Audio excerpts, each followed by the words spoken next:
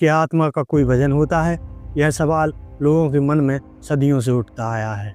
धर्म और आध्यात्म हमेशा कहते आए हैं कि आत्मा अजर और अमर है, किंतु विज्ञान इस बात को साफ साफ मना करता आया है। फिर भी 1907 में अमेरिका के एक डॉक्टर ने ऐसा प्रयोग किया जिसने पूरी दुनिया को हैरान कर दिया। इस प्रयोग के बाद यह चर्चा शुरू हुई कि इंसान की आत्मा का वजन होता है। प्राचीन मिस्र की सभ्यता में माना जाता था कि आत्मा मरने के बाद एक लंबे सफर पर निकलती है।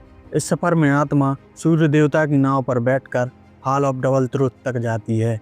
वहाँ न्याय की देवी इंसान के दिल की वजन की तुलना एक पंख से करती थीं।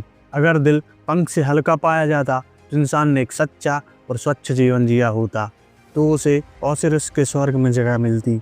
यानी आत्मा का वजन और उसके कर्मों का सीधा संबंध माना जाता था। यही मान्यता कहीं न कहीं 20वीं सदी की शुरुआत में किए गए एक वैज्ञानिक प्रयोग से भी जुड़ी हुई है। 1866 में स्कॉटलैंड में जन्मे डॉक्टर डंकन मैकडॉगल अमेरिका के मैसाचुसेट्स में आकर बस गए थे। वे हैवरेल शहर के एक अस्पताल में काम करते थे। वहीं उन्हें आत्मा का वजन मापने का ख्याल आया। उन्होंने अस्पताल में स्थित एक तराजू पर एक खास बेड स्थित किया। यह तराजू इतना सेंसिटिव था कि 30 ग्राम से कम वजन के बदलाव को भी पकड़ सकता था। उन्होंने 6 ऐसे मरीजों को बिस्तर पर लिटाया जिनकी मौत निकट थी। जैसे ही किसी मरीज की मृत्यु होती, तराजू के आंकड़े दर्ज किए जाते। डॉक्टर डंकन के अनुसार मरीजों की मौत के समय उनका वजन कम हो गया। एक मरीज का वजन मृत्यु के समय 21 ग्राम तक कम हो गया। वहीं दूसरे मरीजों का वजन मृत्यु के समय पहले कम हुआ, बाद में बढ़ गया। 1-2 मामलों में मशीन सही से एडजस्ट न होने के कारण नतीजे अस्पष्ट रहे। इसी आधार पर डॉक्टर डंकन ने यह निष्कर्ष निकाला कि आत्मा का वजन होता है और यह करीब 21 ग्राम है। डॉक्टर डंकन ने यह प्रयोग कुत्तों पर भी किया, किंतु हैरान की बात यह रही कि कुत्तों की मौत के बाद उनका वजन जरा भी नहीं बदला। इसी आधार पर उन्होंने कहा जानवरों में आत्मा नहीं होती। हालांकि धर्म और दर्शन यह मानते हैं कि हर जीवित प्राणी में आत्मा होती है।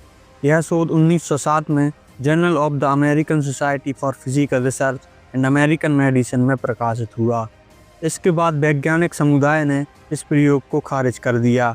उनके मुताबिक नमूना बहुत छोटा था, सिर्फ 6 मरीज, उपकरण पूरी तरह सटीक नहीं थे। मौत का सही समय भी तय करना मुश्किल था। वजन में बदलाव के कई और भी कारण हो सकते थे, जैसे शरीर से निकलने वाली गैसें या पसीना। फिर भी न्यूयॉर्क टाइम्स जैसे अखबारों ने इसे प्रमुखता से छापा और धार्मिक मान्यताओं से जोड़कर पेश किया। डॉक्टर डंकन का यह प्रयोग भले ही विज्ञान की कसौटी पर खरा ना उतरा हो, किंतु इसने दुनिया भर में आत्मा के वजन को लेकर एक नई बहस छेड़ दी। आज भी आत्मा का वजन 21 ग्राम माना जाता है और यह विषय लोकप्रिय फिल्मों, किताबों और कहानियों में बार बार सामने आता है।